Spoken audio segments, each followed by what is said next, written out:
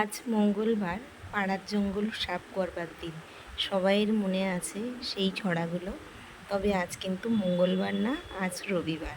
তাই বাগান পরিষ্কার করার জন্য একজনকে নেওয়া হয়েছিল, এক লোককে ধরা হয়েছিল যেগুলো কাজগুলো করতে পারে। আর তেমনি বাগানটা আজকে পরিষ্কার করা হয়েছে।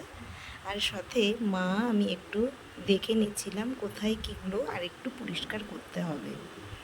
তাই দেখুন আজকে বাগানটা পুরো জঞ্জালে ভরে গেছিলো। আর এই বৃষ্টিটা হচ্ছে তো, কখনো বৃষ্টি কখনো গরম, তাতে যেন বেশি আবর্জনা হয়ে গেছিলো। আর দেখুন ওই গাছটা, ওটা কিন্তু কালমেঘ গাছ।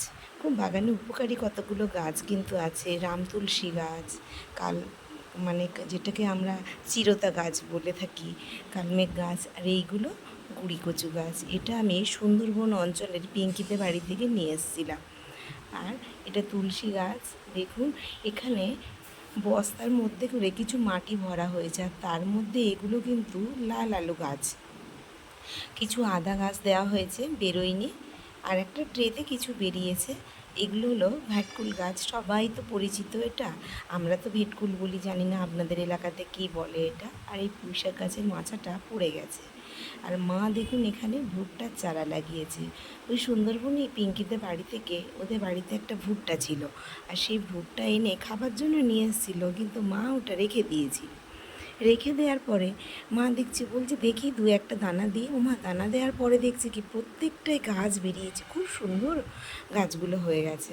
আর এই যে পুঁইশাক গাছটা লতিয়েছে, দেখুন কত সুন্দরভাবে, মানে ভাড়া ভেঙে গেছে, ভাড়া থেকে পুঁইশাক গাছটা এখন লতিয়ে অন্যদিকে যাচ্ছে।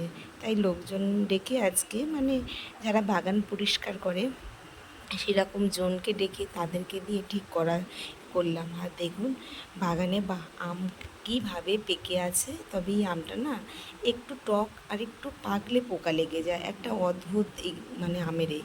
আর কাঁঠালটা দেখুন গাছেই পেকে আছে। খুব বেশি কাঁঠাল হয়নি, তবে কাঁঠালগুলো খেতে কিন্তু খুব সুন্দর, আমাদের গাছের কাঁঠাল। আর বিকালের ওয়েদারটা না খুব সুন্দর লাগছিল। মানে পরিষ্কার করার পরেই বাগানে একটু গেছিলাম। মা তো লোকজনের সাথেই ছিল, দেখে নিচ্ছিল কোনটা কী করতে হবে। আর এই যে গাছটা দেখছেন লাল ফুল ফুটেছে, ওটা এনেছিলাম এক ঠাকুর বাড়ি থেকে। গাছ দুটো পুঁতেছি, দেখছি দুটোই গাছ ধরে গেছে, খুব সুন্দর হয়েছে।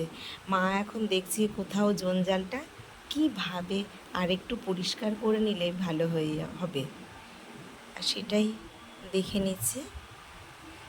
বাগানটা প্রায় পরিষ্কার হয়েছে। দেখুন গাছে লঙ্কা হয়ে গেছে, ওদিকে ঝড়ে পড়ে গেছিলো কলা গাছটা, আর সেই কলা গাছটা থেকেই গাছটা কেটে দিয়েছে, দিয়ে কাঁদিটা থেকে এই যে কটা কলা ছিল নিয়ে নেওয়া হয়েছে। দেখুন বাগানে আমরা আসতাম না, আর নারকেলগুলো বাগানের মধ্যেই পড়েছিল, সেগুলো এক জায়গায় জড়ো করা হলো।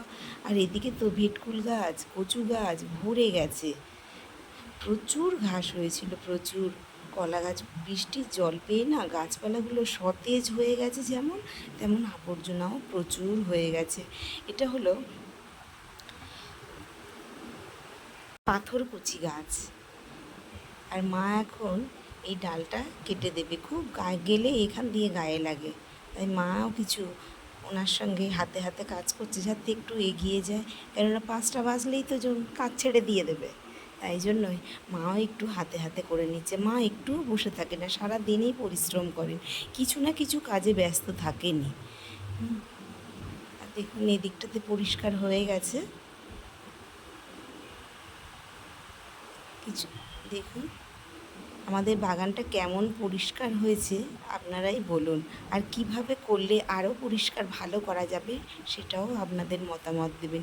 ভিডিওটা ভালো লাগলে লাইক করে আমার সাথে থাকবেন।